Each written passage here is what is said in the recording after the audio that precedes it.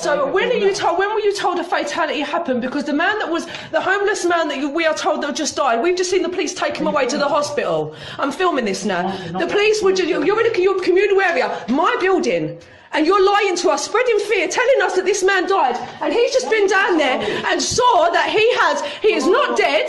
He has just been taken to the hospital by the police. He spoke to both the police and the homeless man. That man was a bit drunk. He asked him if he was okay, and he was fine. This was 5 to 10 minutes ago, and now you're coming up here spreading lies and fear and telling me this man is dead, and he is not dead.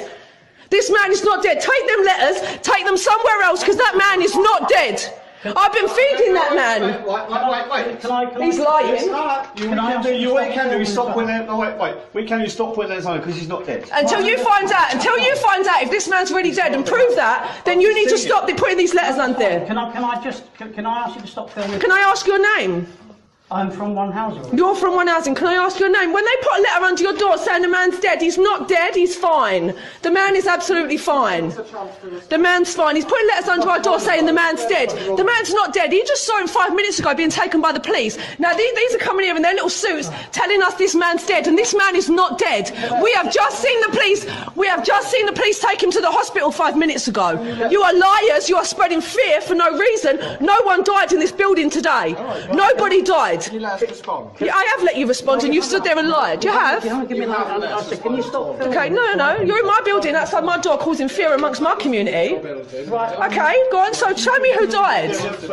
Okay. It's legal. I'm illegally allowed Please to. speak, please. Can you have an Go for it. Go on. I did. No, you didn't. Can you stop filming as well? No, go on. Right, in that case, I can film. Go on. I'd like the answer. We responded based on a report we had earlier. What time did you get this report? Can I just ask? About a couple of hours ago. A couple of hours ago, but we've literally saw this man taken away 10 minutes ago, healthy. That's fine. Now that you've told us that, we will go on. Can I ask who gave you the report that this man was dead? It's fed from One Housing. From One Housing. One Housing told you that this man was dead, so you came round in your suits to spread fear amongst. Look at them, children in there, and you're spreading fear amongst all of us. I think an epidemic, either naturally caused or intentionally caused, is the most likely thing to cause, say, 10 million excess, and that it's pretty surprising how little preparedness there is for it. Now, it's tricky because this is a global problem, so how do countries work together, which countries should put up what resources, and every aspect of it, the resources to go engage in the affected countries, the allocation decisions. As we've seen various flu scares come along, we haven't had a super good response. So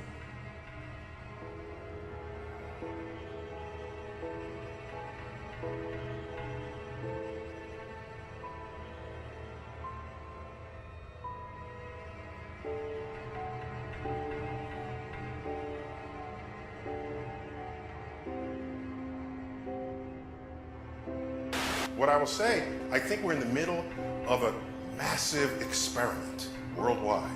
And that Where's the guinea pigs? Maybe the experiment is, will people listen to scientists? There's the television. It's all right there. All right there. Look, listen, Neil, Brad. Commercials. We're not productive anymore. At least to make things anymore. It's all automated. What are we for then? We're consumers. Especially in uncertain times.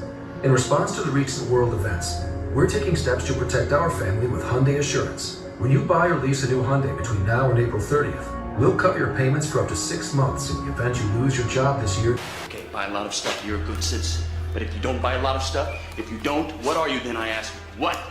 Mentally ill.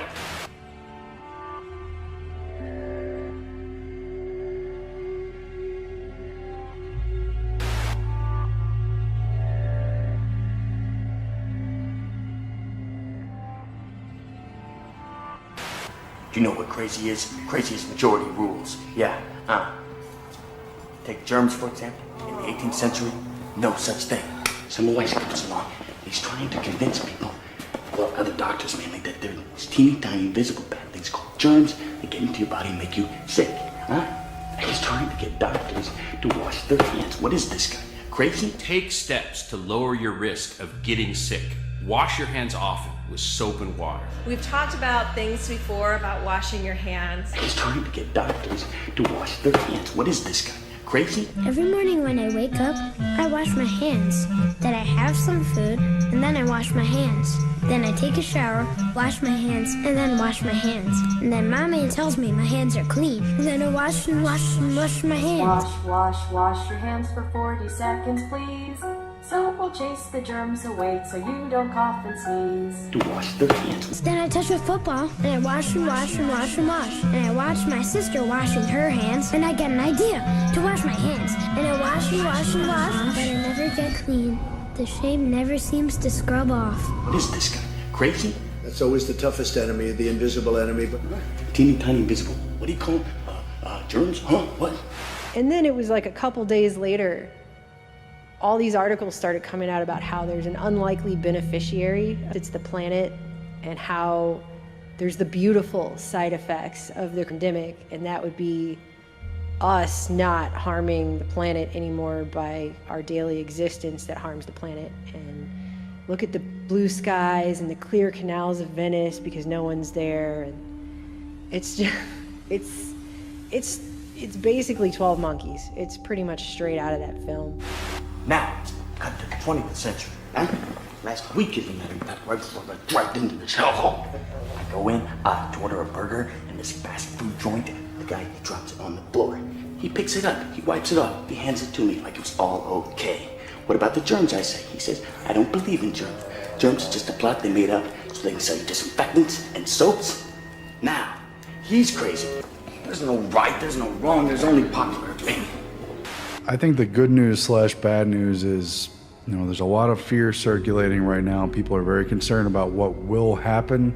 I think it's important to digest the idea that this is very much a means to an end. It's not the end unto itself. I have a hard time believing it was unforeseen and all that. I just say this, we have an invisible enemy. We have a problem that a month ago nobody ever thought about.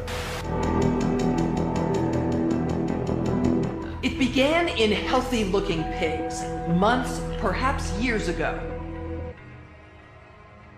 Spread silently within herds. Infected people got a respiratory illness with symptoms ranging from mild flu-like signs to severe pneumonia.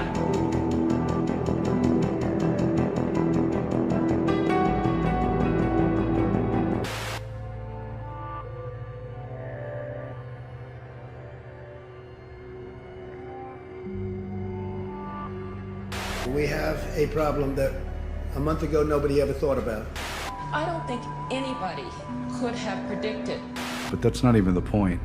It's the reaction, it's the response to this that really, I think, is the real purpose here.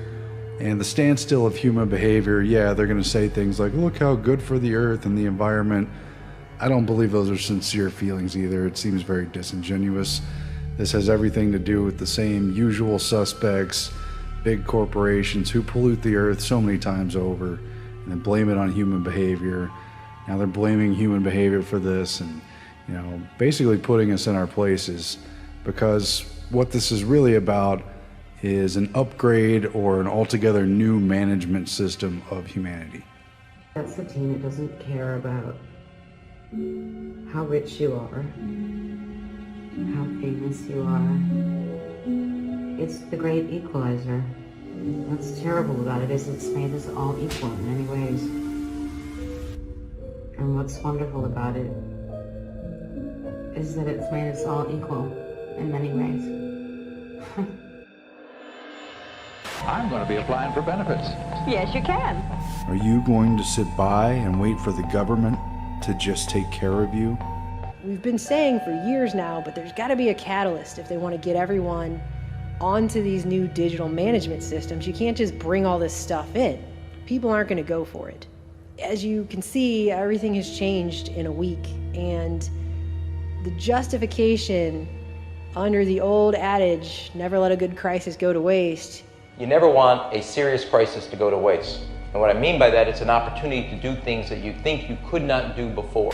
Is just here, and it's perfectly aligned with all of these agendas. And so while everybody is is freaking out and buying all the toilet paper and panic buying the grocery stores and just trying to figure out how they're going to get through the next couple of months. We are looking at this in terms of what kind of power is going to be taken from this situation, because none of these crises that happen ever are put to waste. It's very pronounced when you look back on it. I mean, that's kind of what 2020 is. It's all this hindsight is 2020. I keep saying that lately because now that I'm seeing this, all these things that I wasn't sure about before are kind of clicking together like a puzzle. And all of that came together on Tuesday when I came across this MIT Technology Review article, which was written by Gideon Litchfield, who's the editor-in-chief over there.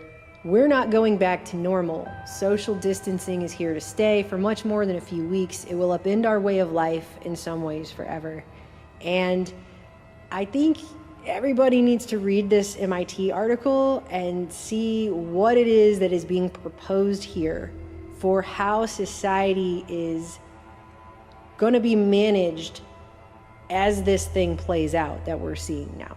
Yeah, and that author, he did 16 years at The Economist, and he's been part of a number of high-level papers. I think he was a co-founder of Quartz, you know, and he's also from the London School of Economics. So keep that in mind, you know, with the sort of transparent agenda at play here. I'm not saying he's directing that agenda whatsoever, but he's sort of channeling through this article. And also, this article, which I agree is very key, and that's why we're going to read through it pretty thoroughly. It's based in large part on the paper just put out a few days ago, March 16th, 2020, from the Imperial College London, with the lead author Neil M. Ferguson.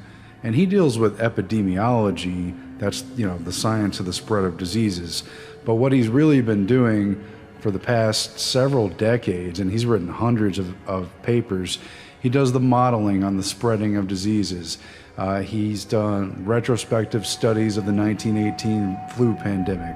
He's modeled factors of disease outbreaks, and really what it gets down to is he has predicted and modeled the acceptable levels, you know, from the academic standpoint, of poverty and in a future influenza pandemic. That's the title actually of one of his papers from 2006. And he has paper titles like Capturing Human Behavior. You know, they're very much looking at what differences in human behavior will stop these diseases. But now he's written, along with, you know, I don't know, 20 co-authors or something, Report 9, Impact of Non-Pharmaceutical Interventions to Reduce 19 Mortality and Healthcare Demand. And that's not excluding a vaccine or other treatments. It's just this is focused on the social distancing and how to shut down society, and why it's okay to accept extreme sort of economic sanctions in the name of controlling these diseases. So all of this has profound implications for human behavior under the sort of cover of